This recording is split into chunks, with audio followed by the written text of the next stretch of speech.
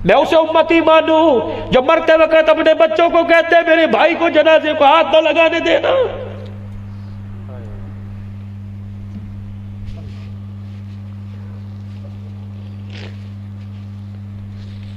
मैं तुझे आज के रसूल मानू जो मां को नाराज करके मर रहा है। बायजीद बुस्तामी रहमतुल्लाह अलैह अपनी मां के पास बैठ गए, कहने लगे अम्मी का क्या का एक अल्लाह कहा कि तेरा माफ कर दे अपने सारे हक, मुझे अल्लाह के हक को माफ करवाने दे, पूरा करवाने दे। मां भी मां थी, कहने लगी बच्चे सारे हक माफ कर दिए। का फिर अल्लाह मुझे अम्मा मुझे अल्लाह की तलाश में जाने दे। का चला जा। सारे हक मां ने माफ कर दिए, दूध खीर माफ कर दी, गोद का पगूड़ा माफ कर दिया। 12 साल तक जंगलों बेबानों मेरे कपड़े फट गए, जूते टूट गए, खलड़ी उतर गई। जिस मकसद के लिए 12 साल निकले पा ना सके, कहने लगे चलो किसी और इलाके में चले। जब दूसरी बस्ती में जाने लगे, रास्ते में फिर मुस्ताब की बस्ती आ गई। याद आया यहां मेरी मारा करती थी, पता नहीं जिंदा या मुर्दा। वादा तो उसे कौसर पे मिलने का किया था, लेकिन आज माँ याद आ रही है। आती तो रोजाना थी, लेकिन घर के करीब गए आज माँ की ममता जोश मार रही है। और लोगों, कोई हासिलपुर से काहीपुर में चला गया, कोई बिहाड़ी चला गया, कोई बहावलपुर चला गया। जब हासिलपुर आते हो बताओ अपनी मार्केट में जाते हो या माँ की कब्र पे जाते हो?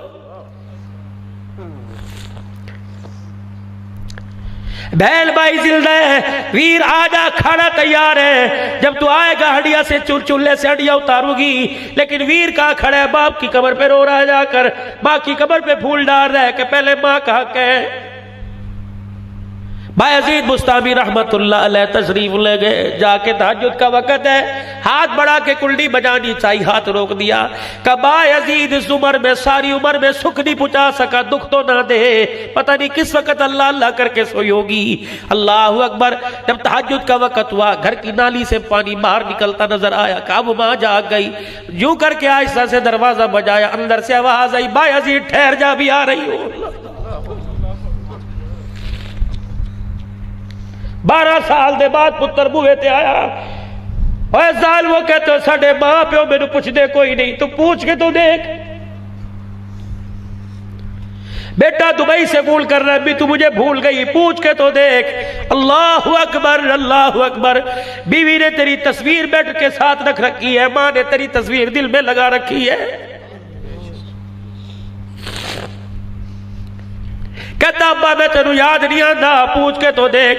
सुबह उठ के मेरा अजीजों घर से बाहर जाता है, बहू से कहता पुत्र दा फूट दे के नहीं गए, मेरा तेरी पूछ रहा सी, मैनू तो नहीं कुछ कह रहा सी। और मेरी बच्चियों, अगर तुम्हारे घर वाले तुम्हारे माँ बाप का हाल न पूछे, झूठी कह दिया करो, हाँ वो तेरा बड़ा पूछ रहा था, हाँ वो कह रहा था अब्बू सोया के जागा। अल्लाह की कसम, अल्लाह की कसम मेरे अजीजों, कैल्शियम की गोली से इतनी ताकत नहीं आती जितने बेटे के हाल पूछने से बाप के जिगरे बढ़ जाते हैं।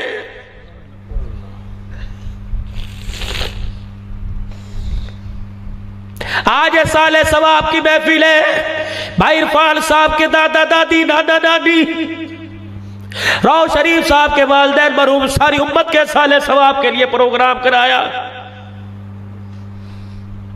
जहां चले जाओ कहते बोली साहब मां पर अर्ज करो, बाप पे करो। मैंने कहा मैं कोई नहीं करता। क्यों? कि जब किसी की कुरान खानी में मुझे बिठाते हो कि मौलवी साहब या तो कुरान के 2 बोल पढ़ेंगे, खत्म कर आवाज है। अच्छा भाई, जब मौलवी साहब दुआ करने लगे, इतना बड़ा मेज भर के ला के रख दिया, अंगूर फ्रूट सारी चीजें ला के रख दी। एक दिन मैंने तकरीर में पूछ लिया, मेरे का बेटे इतनी चीजें मेरे आगे ला के रखी, कभी मेज भर के माँ बाप की जिंदगी में भी उनके आगे रखा था?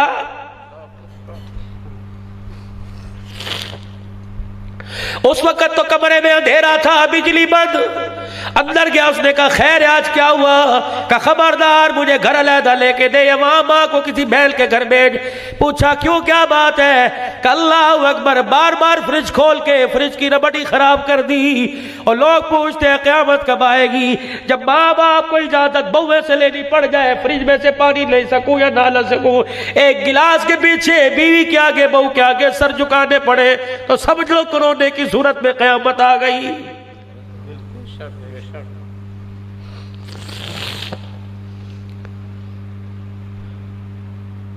बेटे ठहर में अभी आई। बायजीद बुस्तामी की चीख निकली कि अम्मा 12 साल बाद आया, ना नाम बताया ना तारुफ किया। अम्मा तुझे कैसे पता लगा? पुत्र बुए थे दस्तक दी थी। माँ रो के कहने लगी बेटे घर से दूर चला गया, दिल से तो एक पल भी दूर नहीं था।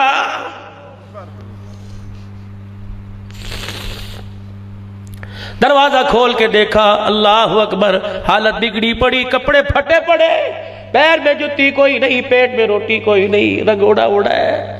अम्मा के आगे बैठ के रोने लग गए। का पुत्र लगता है थका थका हारा हारा आया है, अम्मा तुझे गोदी में सुलाए करना। अम्मा अभी जिस मकसद के लिए गया था वो पा ना सका, अभी मुझे मेरा मकसद मिला कोई नहीं। कब 12 साल हो गए। अम्मा कहने लगी फिर क्या इरादा है? कि तेरे से दुआ लेने आया, तेरा दीदार करने आया, एक मरतबा दुआ कर दे मेरा मकसद मिल जाए। सुन, बायजीद बुस्तामी की माँ वुजू किया हुआ है, पानी वुजू के जिस्म को अज़ा को लगा हुआ है, हाथ उठाए और आके कहने लगी अल्लाह मुझे नहीं देखता मैं कौन हूं कि जिसने अपना बेटा ही तुझे दे दिया। इलाही बाल चिट्टे हो गए, तुझे पता है मेरे से रोटी नहीं पकाई जाती, तुझे पता है इलाही मेरे से कपड़े भी नहीं बदले जाते। अल्लाह मैं तेरी मोहब्बत के मैं बेटे को बेच के बिल्कुल अवालाचार हो गई। मौला तुझे बुढ़ड़ी के उठे हुए हाथों का वास्ता, जो मेरा बच्चा मांग रहे दे दे। माँ ने रो के दिखाया, बायजीद का कल्ब चल पड़ा, अल्लाह अल्लाह की आवाजें आने लग गई। बायजीद माँ के पैर पकड़ के रोने लगे। रब्बुल इज्जत की कसम अम्मा 12 साल में वो कुछ नहीं मिला जो तेरे हाथ उठाने में अल्लाह ने दे दिया है।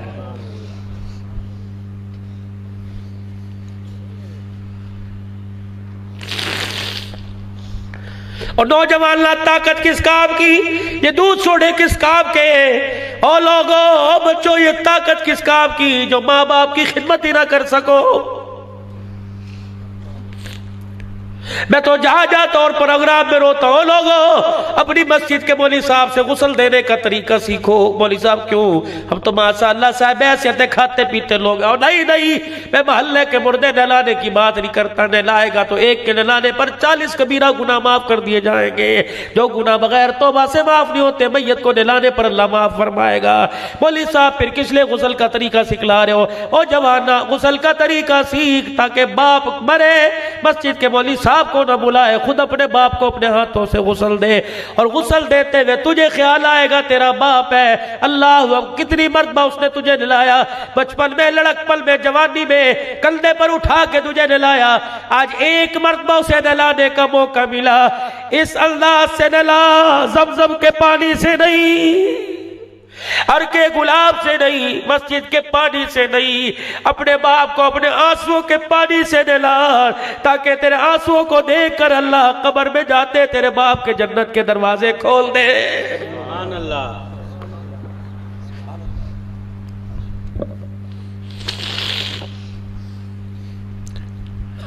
दिन रात हाथ में मोबाइल, दिन रात हाथ में मोबाइल।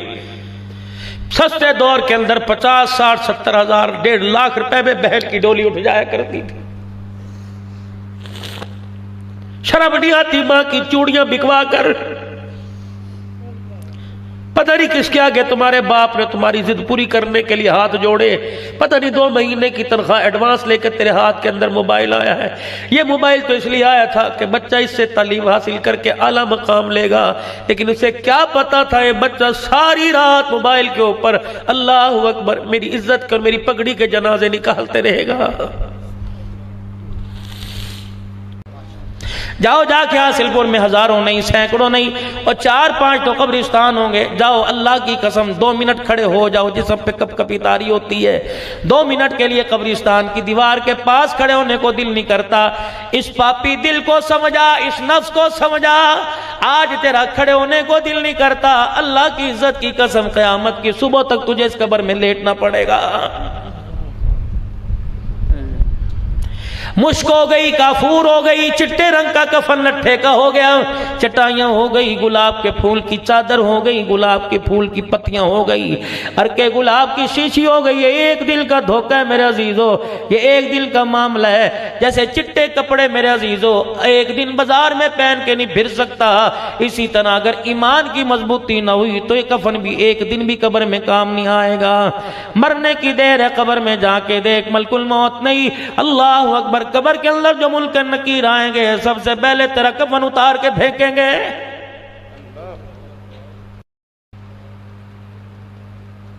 सामने से गर्म हवा आती है, आज इख्तियार है, दाएं मुंह कर ले बाएं मुंह कर ले। जब फरिश्ता मिस्कात शरीफ की हदीस है, अपनी आंख की घुरी दिखाएगा, यकीन जानो अल्लाह अकबर, रोंगटे खड़े हो जाएंगे। इतना चीखेगा, इतना चीखेगा, सारी दुनिया की मखलूक सुन सकेगी लेकिन तेरी औलाद नहीं सुन सकेगी, कोई फरियादी नहीं। 3 घंटे से बैठे हो मेरे चांदो मेरे प्यारो, 3 घंटे से बैठे हो, बताओ बगैर पंखे के बैठना कितना मुश्किल। अब खत्म हो, अब घर जाऊं, घर जाऊंगा, बनियान भी उतारूंगा, कमीज भी उतारूंगा। और किस दुनिया के पीछे अपना आप खराब कर दिया जो तेरे कफन में भी गांठे बांध देते हैं। इतना भी कभी अपने आप को बेबस समझा, इतना भी कभी अपने आप को बेख्तियार समझा कि मरने के बाद तेरा मुंह खुला तो बंद कर नहीं कर सकता, तेरे पैर खुले तो जोड़ नहीं सकता, तेरा मुंह सीधा तो इधर नहीं कर सकता। और यकीन डाल दुनिया ताने दे दे के मारती, अगर किबले की तरफ मुंह ना हो, कहते पता नहीं कौन सा गुनाह था कि परवरदिगार आलम ने किबले की तरफ मुंह ही से करने नहीं दिया है। पता नहीं आपके मेरे जहन में किसने बिठा दी कि सरकार कब्रे चावणगे और आखण गे नु छड़ दे ते मेरा है। अगर सरकार तेरी मेरी कब्र में आएंगे, पता नहीं आए या ना आए, पता नहीं तेरा अकीदा कैसा। अगर सरकार तेरी मेरी कब्र में आके कहें फरिश्तों छोड़ दो तो मेरा है, तो जरा जा पौने 1400 साल पहले करबला के मैदान में, करबला के रेगजारों पर सैयद तड़प कर रो रहा था और कुरान की तिलावत कर रहा था और तलवारों के साए के अंदर सजदा कर रहा था। क्या नाने ने गोद में उठाकर कान में नहीं कहा था, हुसैन मैं तेरी कब्र में आकर तुझे ले जाऊंगा, तुझे करबला में मैदान जाने की कोई जरूरत नहीं।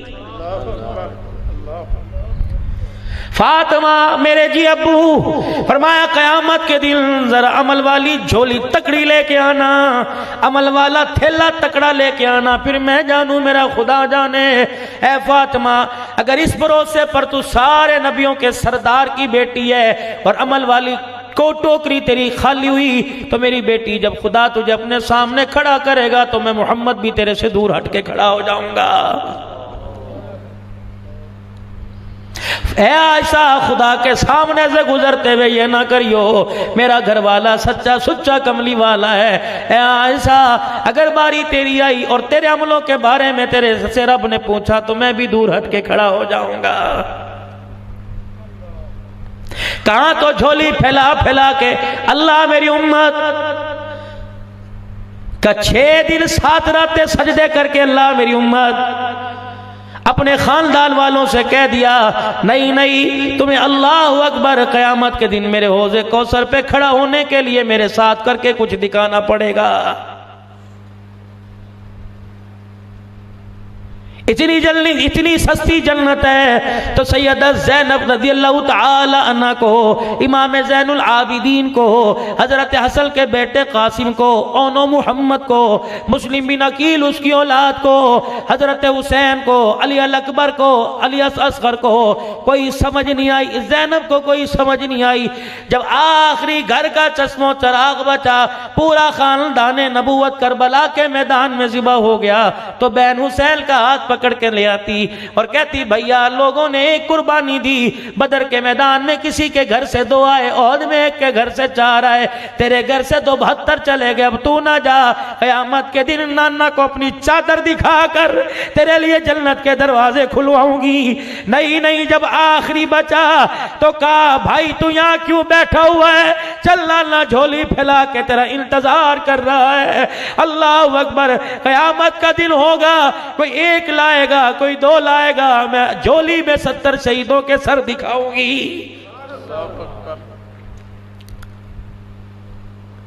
इमाम ज़ैनुल आबिदीन ने सारी जिंदगी हंस के ना देखा। आपके बेटे जनाब बाकर ने, इमाम बाकर ने पूछ लिया, अब्बा हंसता क्यों नहीं? अल्लाह अकबर। कहने लगे, बेटे जब मेरा बाप करबला के मैदान में तीर तलवारों के सामने खड़ा था, उस वक्त मेरा बाप थक हार के खेमे के पास आके बैठ गया। मेरे बाप ने एक बात कही थी जो इन कानों ने सुनी। का क्या बात? का जब मेरे बाप ने अपने बेटे अली अल अकबर को ज़िबा होते देखा तो आसमान की तरफ रोक के कहा था, अल्लाह आज से 4000 साल पहले, अल्लाह आज से 3-3.5 साल पहले जब मेरे दादे इब्राहिम ने अपने बेटे इस्माइल के गले पे छुरी चलाई थी, अब्बा जब मेरा दादा रोने लग गया था और मेरे भाई इस्माइल अलैहिस्सलाम ने अपने बाप को कहा, अब्बा अगर बेटे की मोहब्बत आड़े तो ये पट्टी ले अपनी आंखों पे बांध ले। अल्लाह उसके पास तो पट्टी थी जो उसने अपनी आंखों पे बांध ली।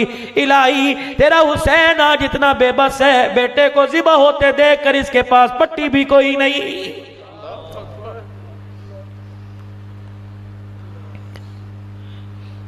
पता नहीं किस कमले ने तुझे सिखला दिया कि जन्नत इतनी सस्ती। सारा दिन नबी की जिंदगी को, ए मेरी बेटी पर्दे में बैठने वाली, सारा दिल में सैयदा फातिमा के दुपट्टे का सौदा बाजार में कर दिए और शाम को दूध वाला 10 मुहर्रमुल हराम को शरबत बनाकर लोगों को बुला के क्या जन्नत की ठेकेदार बन जाती है। ये बहुत बड़ी गलतफहमी है।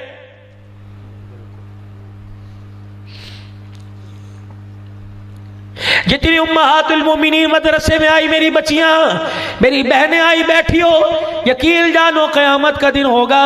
हौज़े कौसर पर अपने अब्बा के पीछे सैयदा फातिमा खड़ी होकर तुम्हारी झोलियों में दूध वाला शरबत, तुम्हारी झोलियों में हलीम चावल नहीं देखेगी। अल्लाह अकबर।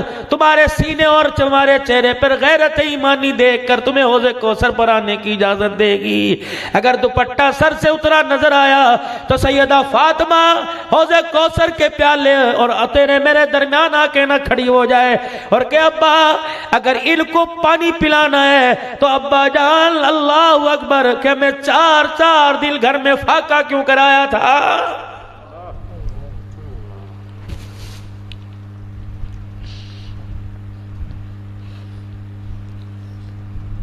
सोचो तो सही मेरे प्यारो, हम कहां के खड़े हो गए। अल्लाह अकबर। और मेरे अजीजों, हमारा कोरोना क्या करेगा? हमारे पर तो अल्लाह ना करे अगर हड़दर्मी रही, तौबा ना कही, पता नहीं इसके बाद कौन सा अज़ाब आने वाला है।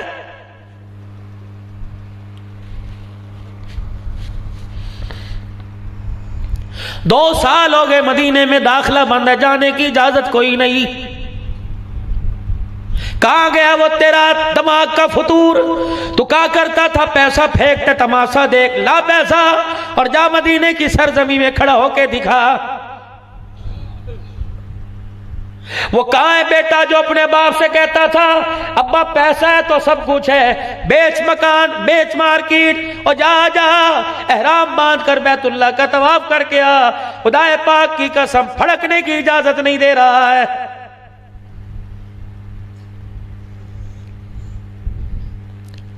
महबूबा राजी हो जा, खोल दू मदीने के दरवाजे।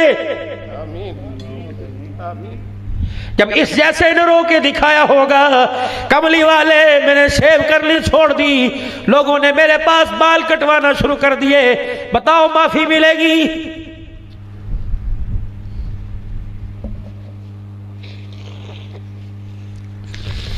यकम मुहर्रमुल हराम से 20 सफर तक ज़ैनब की चादर का हक मांगने वालों, जाओ ज़ैनब की खबर से रोने की आवाज आ रही है। ओ लोगो, आफिया सिद्दीकी का मुंह बंद, कश्मीर की बेटियों के मुंह बंद। कह लगी हमें तो शर्म आ रही है। खबरदार खबरदार, तुम हुसैन की ज़ैनब की चादर बचाने के लिए आए, तुम्हारी तो अपनी 4 साल की लुट गई।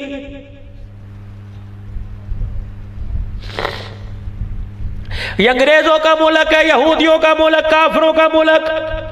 या तो इनके मीडिया पर पाबंदी, पर ना आज तक कोई अमेरिका की खबर सुनी, कोई बरतानिया की खबर सुनी कि कब्र से इस लड़की को निकाल कर उससे मुकाला किया। ये तेरे मेरे मुल्क से जब काफरों के मुल्क में खबर गई, रब्बे काबा की कसम है उन्होंने अटैक तेरे मेरे पर नहीं किया, नबी की खत्म नबूवत की पगड़ी पे किया है।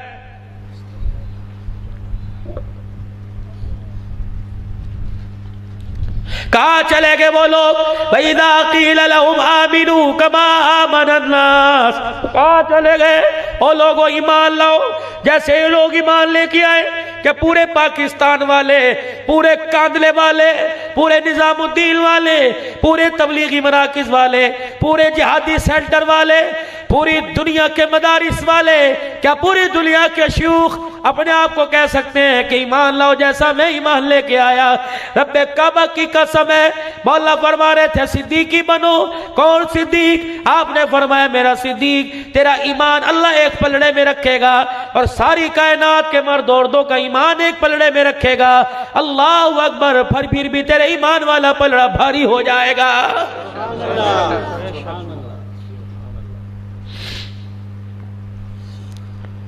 आप तो हासिलपुर की कार्रवाई, आपका मीडिया तो हासिलपुर का बता सकता है। इस महीने तकरीबन 4 या 5 मरतबा मैं कराची मुहर्रम में होके आया, 3-4 सूबों में इस महीने के अंदर फिर के थक हार गया। यकीन जानो जहां जाके बैठ जाओ प्यार मोहब्बत की बात ही करने को तैयार कोई नहीं।